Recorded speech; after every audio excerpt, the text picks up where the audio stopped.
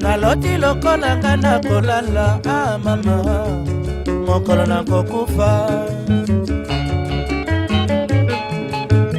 mokolo na kokufa nani ya kolelanga na koyeba te otita na milela liwa ya zamba soki pe liwa ya mboka liwa ya mpasi soki pe liwa ya mayo mama mokolo na kokufa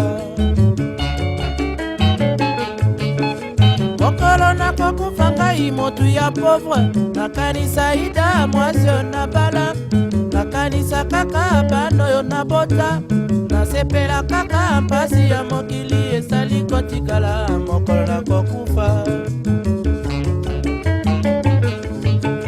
mokolo na kokufa ngai motu ya mbongo nakanisa falanga mingi oyo natiki nakanisa lopango na bakaminyo. Je ne te vois pas être dans l'impossibilité à vous aller à 5 000. Je crois en toi. Donc je sais que ce qu'on salit à 5 000, ce n'est pas la mer à boire. Abnégation, on a en mesure il y a qu'on se sacrifier. À l'instar du président national de la Pareco, qui n'a pas regardé ses intérêts. Parce que ceux qui avaient pas pour l'intérêt, il serait à Kinshasa. Il aurait récupéré comme tous les autres ses maisons, ses voitures. Ses enfants rouleraient encore carrosse aujourd'hui. Abnégation. Atiki nyoso. Maman na ya kufi. Leki na ya kufi. Atika lomo ne pa yoyo. Bakunda miti abnégation. Atali intérêt supérieur ya mboka. Deuxième attribut, kobo ya course au pouvoir. Course au pouvoir. Effet nango nini. E kabo libiso. Olingi koyeba teke ndeko na yo boyokani to sangana to bunda pona mboka. Mais ceux qui va responsabiliser pasteur Jérémie, non, il fait ça la kaka ngai. Pourquoi il fait ça la kaka yo? Mais dans la résistance na kati na zamba, est-ce que ezali siko biso to bandali loko luka positionnement? Positionnement ezali lobby mon frère et ma sœur. Non pas par rapport à la quantité de la lutte que tu as menée, mais par rapport à la qualité de ce qu'il y a dans ta tête. Parce que ça aussi, c'est un autre travail que c'est qu'on tient la personne qu'il faut à la place qu'il faut. Attribut Moussousou, ezali patriotisme. Patriotisme, ce que déjà dans mon patriote, ezali kozala na bolingo ya eloko mosusu te kaka ya mboka. Mon frère, nengo moni ebela kolobezali, mais j'attends des questions.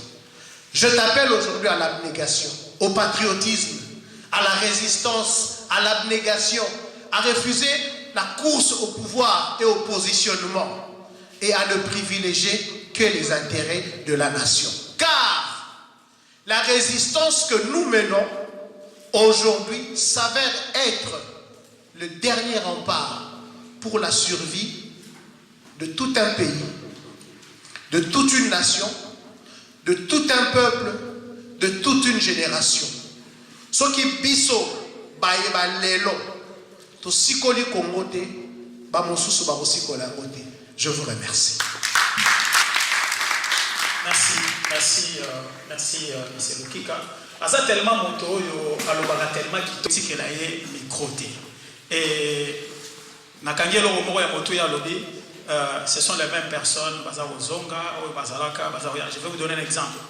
Monsieur Malumalu en 2006 organisateur à l'élection, Ngoïmolu na aye en 2011 lelo oyo préparation bandi pour 2016 abe Malumalu azongi juste.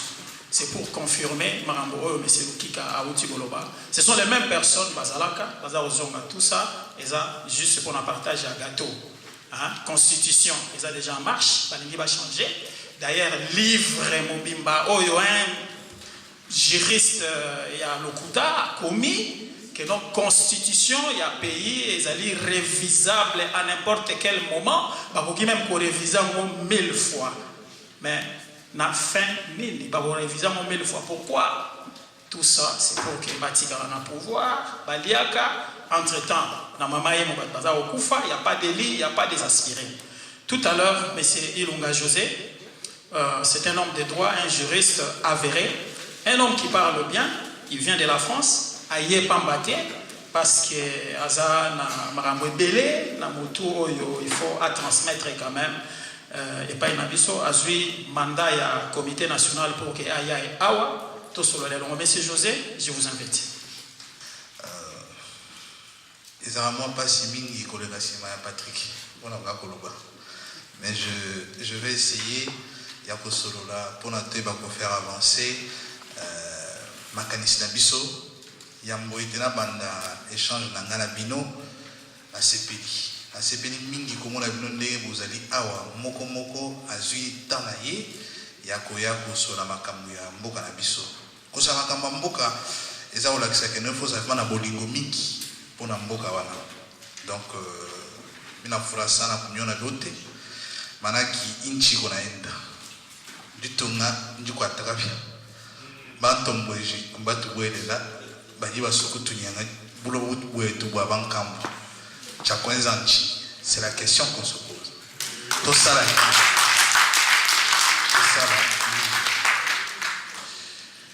Et ça moi pas si ce qui il faut que l'on makambo Congo komituna est-ce que na sali droit to na sala droite puisque question wana et botinda ngai na miloba mboka na biso za ndenge ni na moma oyo soki omituni ndenge wana oyo kotala ndenge ba poser question mabi la résistance congolaise à la croisée de chemin.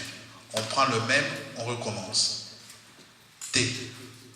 Ngai na botami kalamingité et puis na osepelate na continuer na katia ba erreur. Car Bible est ali clair, ndenge ezali boye. Kokoya mbala liboso ezali bungi. Otelemi. Okoye lisusu ba ko ndima. Mais ko continuer na katia kokoyaka okomi ko sala péché. Et tout salaire de péché c'est la mort. Et puis, je ne veux pas tomber dans la faute, en fait. Puisque la question est simple. Nambo kanabiso lelo. Tokoki koloba mboka Congo ezali. So ibo bige mboka Congo ezali ezana banani, ezana bapaya.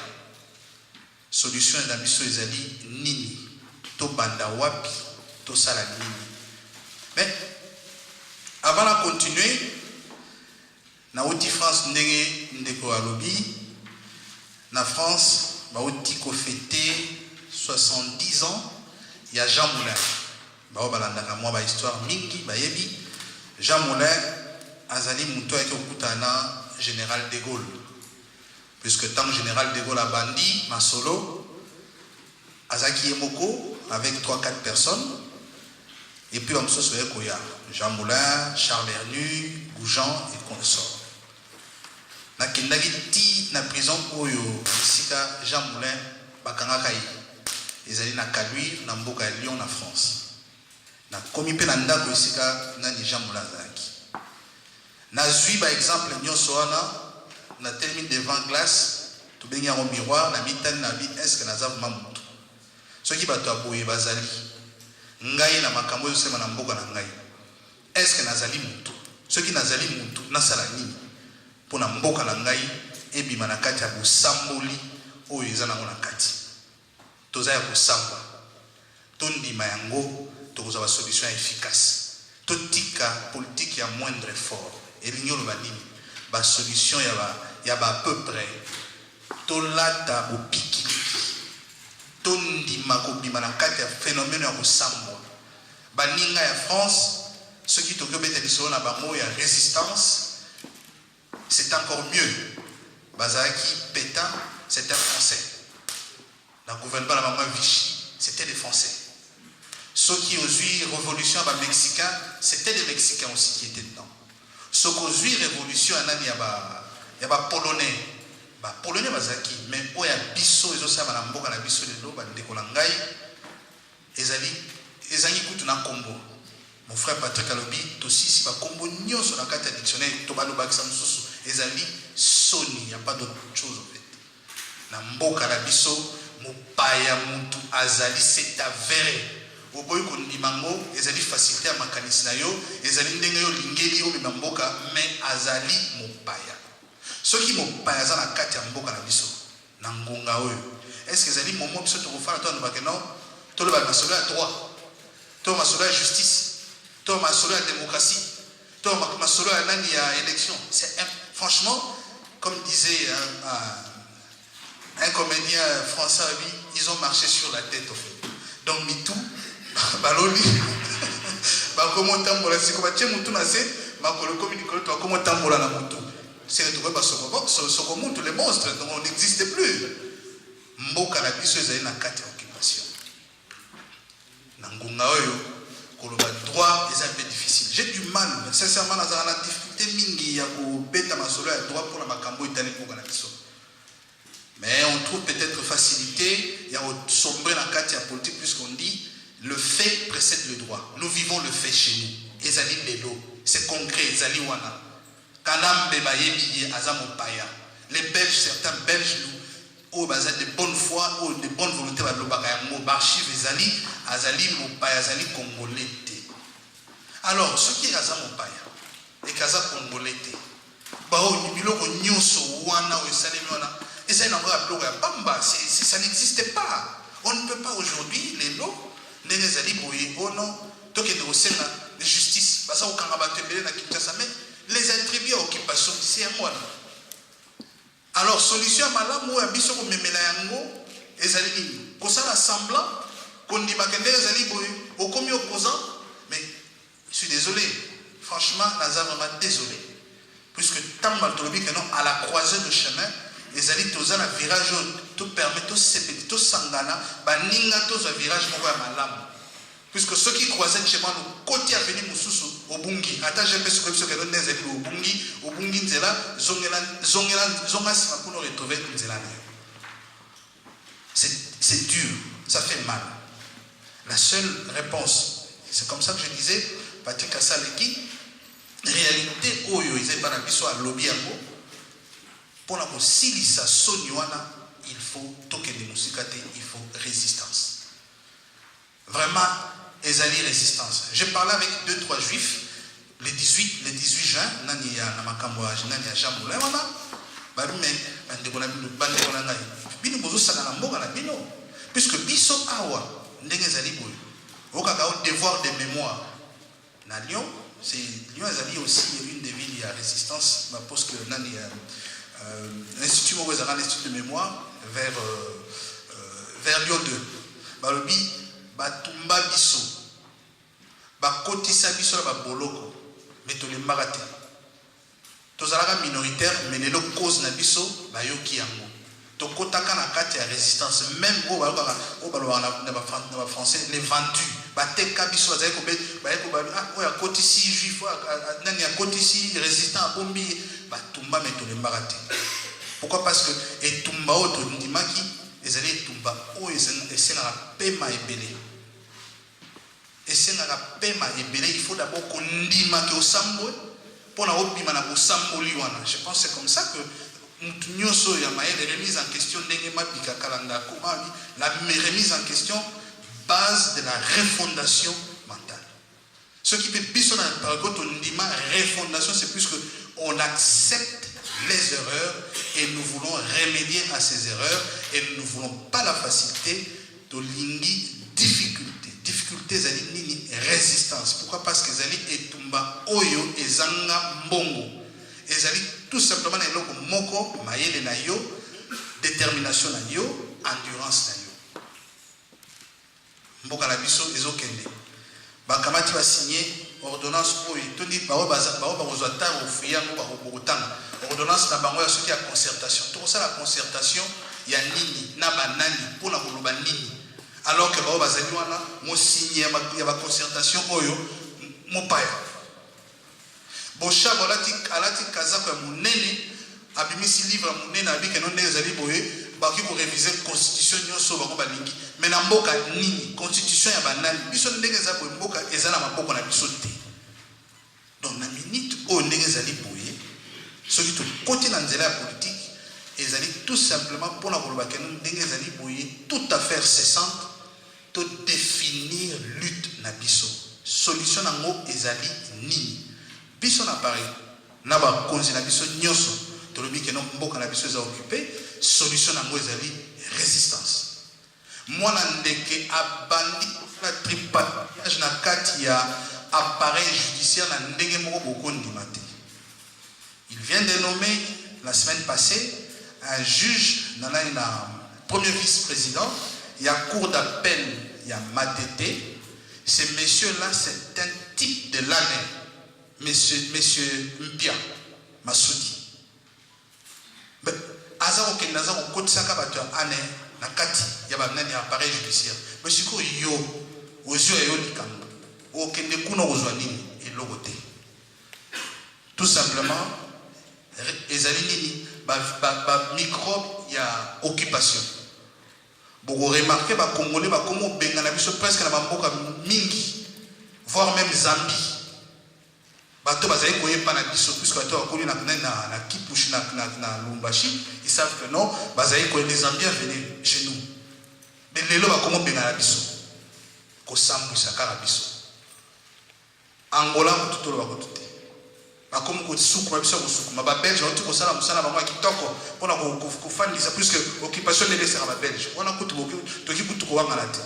Ba bengani biso yo Congolais ofandi. Ozotala makambo ezokende ndenge wana wako bakeno o tosola makambo ya droit de l'homme okobeta likambo ya droit de l'homme nanani na mboka nini mutu azawana atanga kutute mopaya de surcroît okoya wana bandio bako tosala démocratie ndenge ezali boye tokende maponani franchement totika facilité wana facilité wana ezali mabe mingi ebomi biso Patrick alobi kamora moto avec ndenge ezali boye ba solution nyonso tomeki nyonso to wana moto akosa moninga za soute 2006 élection 2011 élection sikoyo solution ni sikoyo bino bolingi opesa biso masubino bokanisa ndenge to fandi bo biso nyonso to fandi bo to komi excusez-moi le terme et soubeli aba rwandais pour na ba déposer ka masuba na bango ba mona biso lokwa ba tupamba te. Ce qui bouillait, c'est plus que vous n'aimez comme sacrifié, qu'au côté na itumba o ya pemo ba bengi résistance. Résister, ce n'est pas un vain mot en fait. Ils allaient commis renoncer commis boya plus que ba koya ko luka ba corrompre na façon surtout. Nous sommes tous des jeunes. Attention, na mon mandef nous sommes appelés des élèves 54 ans, 60 ans tous. Nous sommes encore des jeunes, 30 ans, 35 ans, nous sommes encore des jeunes. Acceptons de nous sacrifier. Puisqu'il y en a eu qui se sont sacrifiés aujourd'hui, ils ont des états viables. Biso état la sous viabilité. Les Kassens disent quoi ben on est mieux que chez soi, c'est comme ça qu'on dit. Ce qui te yokani, te lobi de loba moko.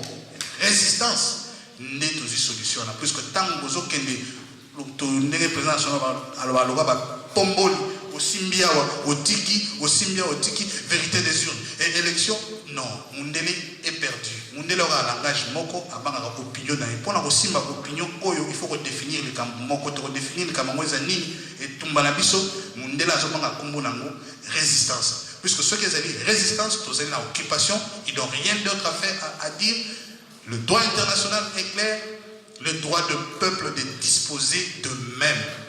Les articles 64 ils ont des principes universels. Il y a peuple occupé, il doit se prendre en charge à Bengana Bapaya, à côté de la résistance, à Sikodambouanaï. Je souhaite beaucoup plus et à l'échange, Bissonabino, pour tout le monde à moi, Mingi. Merci Mingi. Merci, M. José.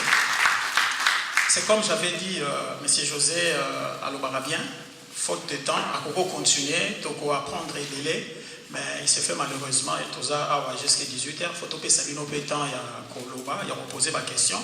Peut-être net au fan, la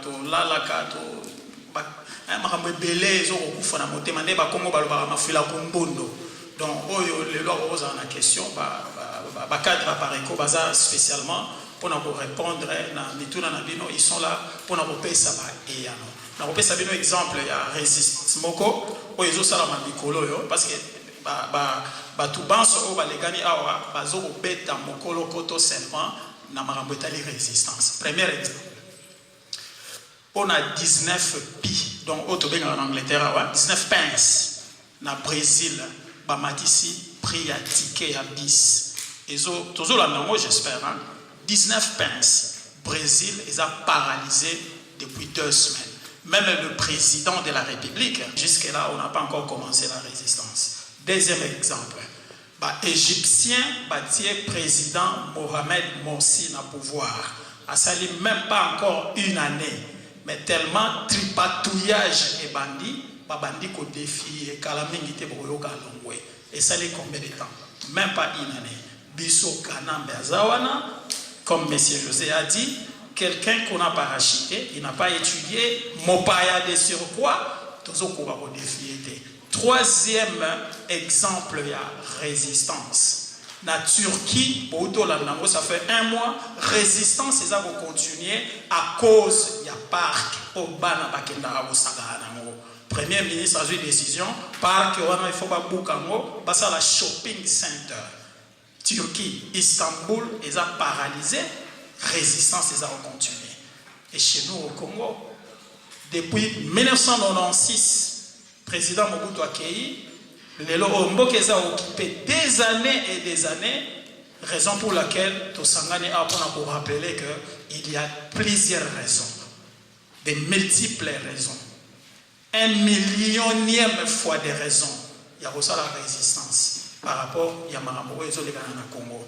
Togo aura exemple à Mamaye, il n'y a pas des aspirines, il n'y a pas de paracétamol, il y a aussi la résistance. Togo aura Mboule Beti, Nakisen Sobanda ou Bougane, le gouvernement est où? Tous en a raison aussi la résistance. Tout à l'heure, le secrétaire général adjoint, M. Amisi Kilosho, est professeur Nanga, parce qu'il m'a donné cours. Ce qui n'a pas c'est grâce à ces messieurs. Il est journaliste de formation et de carrière. Et il est aussi écrivain parce qu'il a comme article belé. Et il est politologue. Il connaît beaucoup de choses. Mon prof, Pesabi Somater.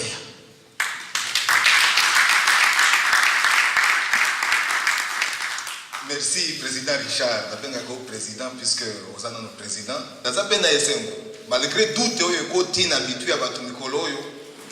Que bitumba tozo sala eza ebungi ezo bato bayibi sute yo no tokende boye tokende na nzela ya gauche tokende na droite tokende na Kisasa na concertation nationale tokende to sala bangomba ou bien ba initiative ya sika oye ko eza lisusu ya nzela ya gauche te ya droite te première nzela deuxième nzela te mais troisième nzela et ainsi de suite nazana au moins na elikia que to bungi na noté puisque tant on a survolé kaka salle na moni et ça me rassure bato yo tozanda banda premier jour on gagne na kota na itumba oyo na mona ki bango bazali na pesi bango mbote ils sont là en tout cas la pesi bino mbote et pesinga espoir que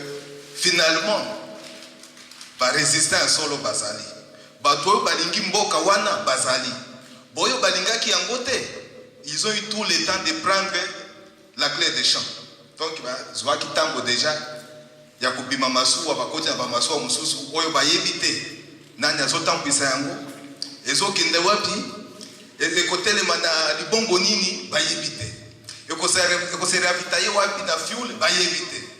Mais bien au Bozali Kaka. Et parmi vous, il y a qui ne sont pas des membres de la Pareco. C'est fantastique.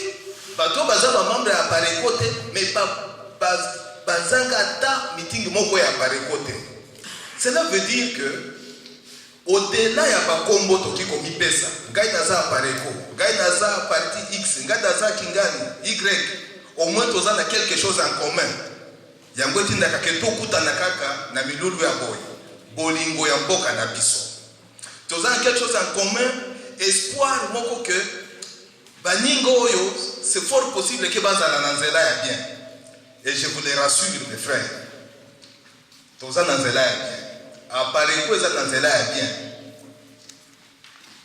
Tout ezali puisque il y a un facteur moko oyo déterminaka action ya bato ebele. Facteur temps eza facteur ndenge ba philosophe balobaka la nzambe apesa biso espace eza ya biso toki kotambola ozawa oki kuna oza na est oki na ouest oza na nord oki na sud ndenge olingi mais ye moko nde mokonzi ya facteur mosusu oyo babengi temps. Soki biso toza na espace biso bato mais temps eza ye moko. Tango tosalaka baanalyse ya makambo ya mboka, analyse ya bitumba ndenge apareko ezomema yango bato bitumba yango pe umeli mais il faut eumela eumeli parce que ennemi na biso oyo tozobundisa tokoloba komone lisusu te puisque bino toboyebi ennemi yango mais ngai nalobaka ke ennemi yango aza ennemi moko ndenge tozoloba na balégende ya kala tozoyoka baconte aza ennemi neti monti wana ya bamitu soki sambo le temps toyeba mutu na mutu eza wapi mayele yango soki tolobi ke tosilisi yango wana tokosi nano tosilisi yango te nano bamitu yango mpe nano tosilisi kokata yango mpe te mais au moins nous avons compris libre monti wana tozobundisa aza wapi nani aza nsima na ye makoki na ye eza wapi tosi tocomprendre alors tozobunda na ye banda kuna na se. Maintenant tokomi lelo na situation baninga bauti koloba tosala ndenge nini tondima que tokende d'une initiative à une autre, d'une initiative à une, mais pour que bato yango kaka batikala donc les mêmes ce qui il faut que bato wana batikala les mêmes personnes au tobundisaka bango te parce que baza bango puisque tolingi bango te non tobundisaka bango te parce que baza na kombo na biso te non tobundisaka bango parce que bango te basali ke mboka na biso ezala occupé ou bien bango nde ba occupant soki bazaki ba occupant te soki bazaki ba auxiliaire occupation te mbeli tobundisaka bango te mbeli peut-être que toyobaka bango baza bandeko na biso. Mais puisque ce sont des auxiliaires de l'occupation, puisque bango nde ba occupant yangwana totelemi yangwana boza na sale olelo pour que total ensemble qu'est-ce qui ne va pas. Lobi ndenge baninga balobaki mwana ndeki azwi ordonnance abengisi concertation nationale oyo aprometaki il y a plus de 6 mois tango ati yango kaka abwaki yango bato ebele babosani kutuna bitumba oyo basangajaki na kati contre système ya occupation bakanisi ke kuna ekomi Eldorado biso tutokende kuna nde miliki na mafuta ya Sénat na Aubin Minaku président